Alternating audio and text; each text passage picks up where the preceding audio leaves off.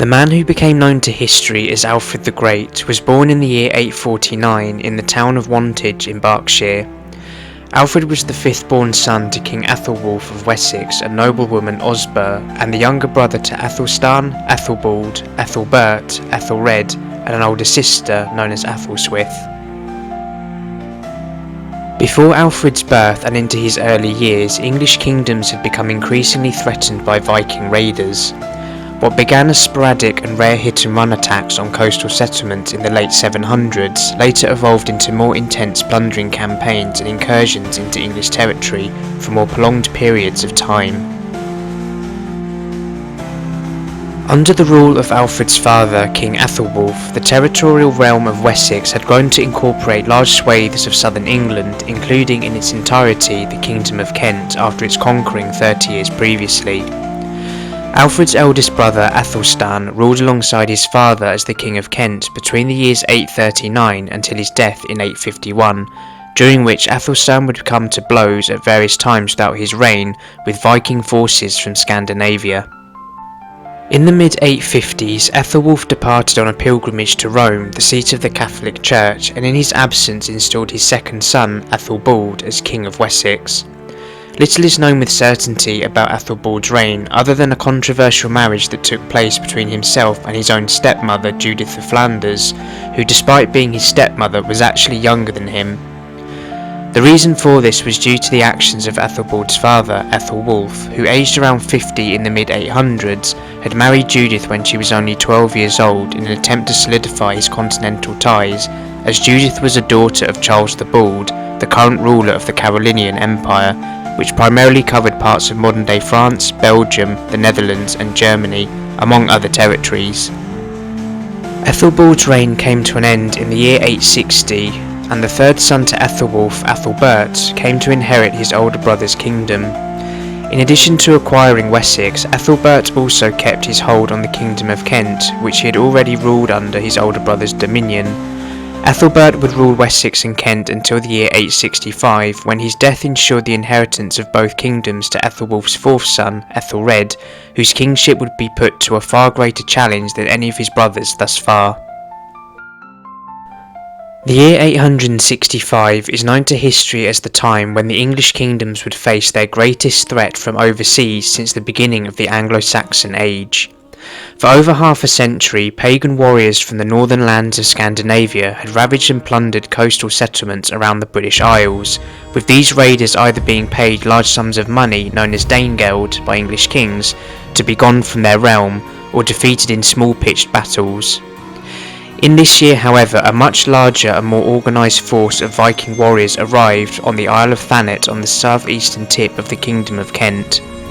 The army, numbering in the many thousands, is believed to have assembled in Ireland, headed by three prominent and widely feared Viking leaders, Halfdan Ragnarsson, Ubba Ragnarsson, and the infamous Ivar the Boneless, who, as their name suggests, were the sons of the legendary Viking ruler Ragnar Lothbrok. According to Norse sagas, Ragnar Lothbrok was a prominent Viking ruler who led many raids on the Carolingian Empire and across the British Isles in the 9th century. After a career of raiding, ruling and solidifying his legacy, Ragnar Lothbrok was believed to have been captured and put to death in a snake pit by King Aelle of Northumbria after a failed attempt to conquer the northern English kingdom with inadequate forces. As the legends go, in response to their father's death, the sons of Ragnar swore a great revenge and assembled the largest fleet of Norse warriors ever seen thus far to destroy and conquer the entirety of England.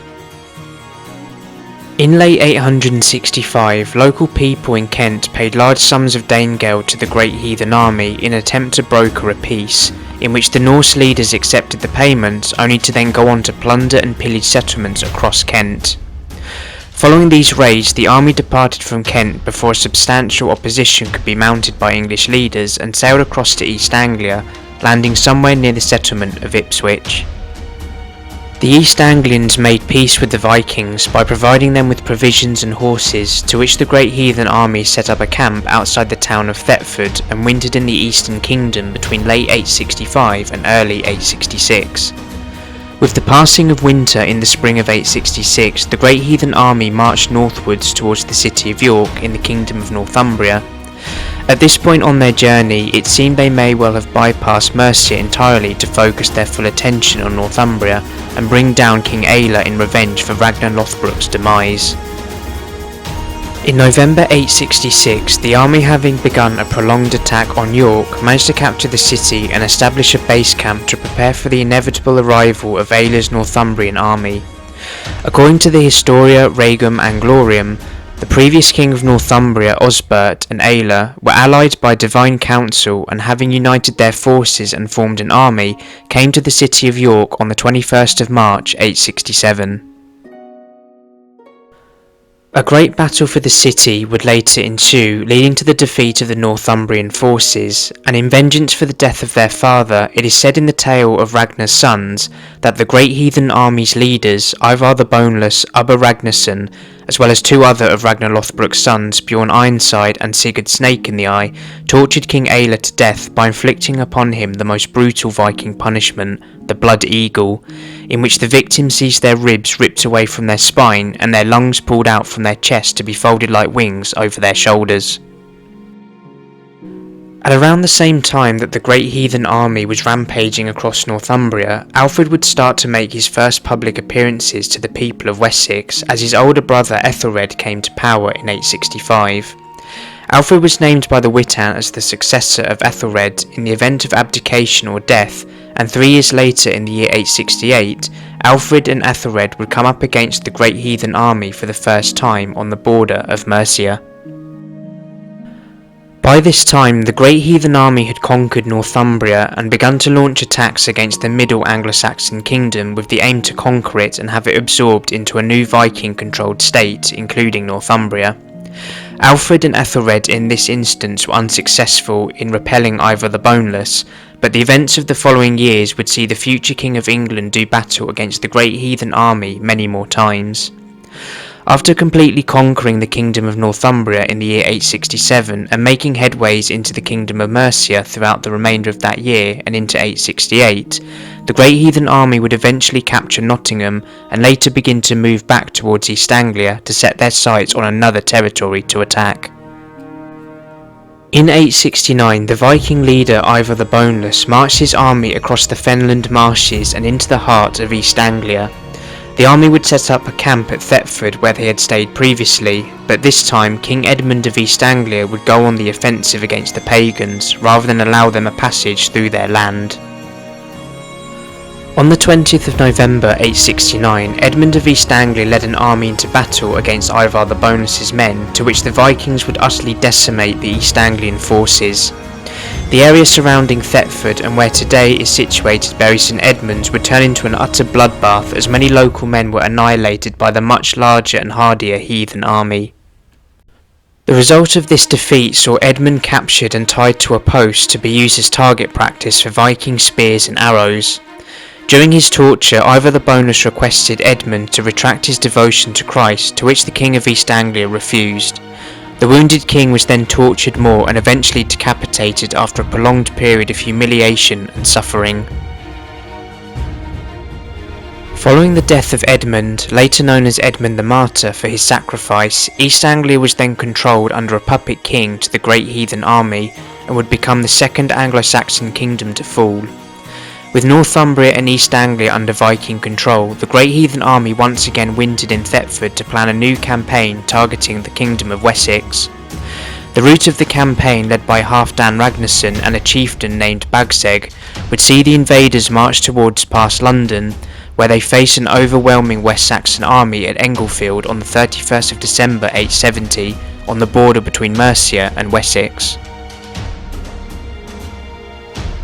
It is believed, according to the sagas, that from this point on, Ivar the Boneless did not join the Great Heathen Army in these campaigns, and instead left England in 870 to consolidate his power in Ireland and focus on conquering parts of Scotland.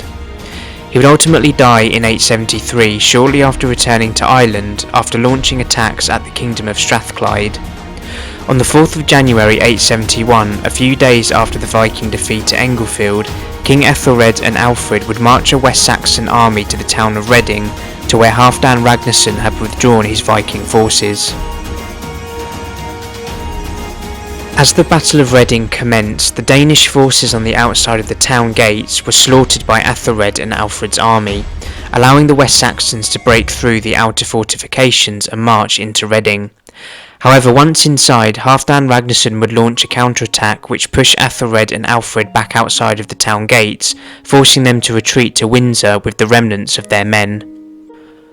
The narrow streets of Reading saw vicious close quarters fighting in which many were cut down on both sides. Over the following weeks, Alfred and Ethelred would fight another two battles, one at Ashdown in Berkshire, which saw the Wessex forces annihilate a detachment of the Great Heathen Army and slay many high-ranking Norse earls, whereas the second at a location known as Merton in effect saw the total opposite outcome, as a devastating defeat was inflicted upon Wessex. Shortly after the Battle of Merton on the 15th of April 871, King Ethelred of Wessex died, either from a short illness or potentially wounds he received in the recent battles. His death meant the crown would pass to Alfred, now the last remaining son of King Ethelwulf, and the last hope for an England gradually falling further and further under the might of the Great Heathen Army. As the new king, Alfred's first months didn't come easy after his army suffered a devastating defeat under his new rule to the Great Heathen Army near the border of his own kingdom, which was followed by another heavy defeat near the village of Wilton in modern-day Wiltshire. The culmination of these two further losses forced Alfred to make a peace agreement with the pagans. Although the details of this agreement are not recorded, it is believed that Alfred would have likely needed to pay vast sums of Danegeld to the heathen leaders, who in return would vacate the kingdom of Wessex for the time being. In the winter of 871-872, the Great Heathen Army led by Halfdan Ragnarsson and a new co-leader named Guthrum wintered in London, where they remained to consolidate their power for the next 5 years, in effect leaving England in a state of truce at this time. During this long armistice, Halfdan Ragnarsson would renew attempts of campaigning northwards, pushing through the conquered kingdoms of Northumbria and into Scotland. In addition to this, Ragnarsson also conquered the kingdom of Mercia in 874 after deposing King Buchred and installing a puppet Danish ruler in his place. The fall of Mercia in 874, along with Northumbria and East Anglia, would leave only Wessex standing against the might of the Great Heathen Army. In the year 876, after 4 years of little activity in the south of England, the Viking leader Guthrum would lead a renewed campaign into Wessex by attacking and occupying the town of Wareham in Dorset. The location of the Great Heathen Army in Wareham put Alfred in a precarious position, as the shocking attack on the town would assume that the Vikings had marched through large swathes of Wessex without confrontation, seemingly slipping past the bulk of the Saxon army. Alfred made a brief peace with Guthrum over the Wareham crisis for the exchange of hostages, to which the Vikings initially agreed, but would later betray their word and followed up by massacring the local people of the town. Guthrum and the Great Heathen Army then fled under the cover of darkness to Exeter in Devon, before Alfred could mount a forceful response. Guthrum's betrayal towards Alfred signified how little the Danes thought of the English during this period. At this stage, after over 13 years of invasion and conquest, the Great Heathen Army controlled the vast majority of England's lands and had made great strides into Wessex's territory. After briefly withdrawing to Mercia, Guthrum then led an army into the town of Chippenham in modern-day Wiltshire, where Alfred had been wintered during the end of 877. On the 4th of January 878, Guthrum launched his surprise attack on the royal estates belonging to Alfred, in which many West Saxon soldiers were slain and massacred as they celebrated the holiday of Epiphany. Alfred, who himself was present at Chippenham at the time of the attack, later fled into the marshes of the Somerset Levels, eventually hiding as a fugitive on the island of Athelney.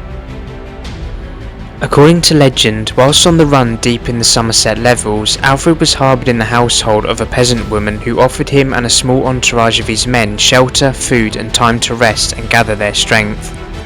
As an old fable goes that surfaced about a century after Alfred's death, the peasant woman instructed Alfred to watch over some cakes while she attended to other matters. However, the recent events regarding the Battle of Chippenham and the threat of encroaching Viking invaders kept Alfred's mind distracted and led to the cakes burning on the fire. The tale concludes with the peasant woman scolding Alfred for his mistake, with the morale of the story focusing on Alfred's humility and willingness to learn from his errors, and looked to accept responsibility in the small things first, before fixing the greater situation at hand. While the story is generally regarded by historians as more folklore than credible fact, it has become embedded into the history of Alfred's struggles against the Great Heathen Army and seen as the starting point in which he would go on to launch one of the greatest comebacks in history. In early May of 878, King Alfred and his loyal followers rode to the site of Egbert's Stone in the Somerset Levels and ordered a mass conscription of all able-bodied men from Wessex to rally against Guthrum and the Danes. With sufficient numbers reached over the course of a few days, Alfred marched his newly formed army towards the settlement of Eddington, where the Danes were camped nearby. Upon the outbreak of battle, the Anglo-Saxons employed a defensive shield wall against the waves of ferocious Viking attacks, and while parts of the wall did buckle under the persistent onslaught, Alfred managed to hold his ground against Guthrum. As the battle continued, Alfred's men switched their strategy to a more offensive approach and thus began a great slaughter of the Great Heathen Army.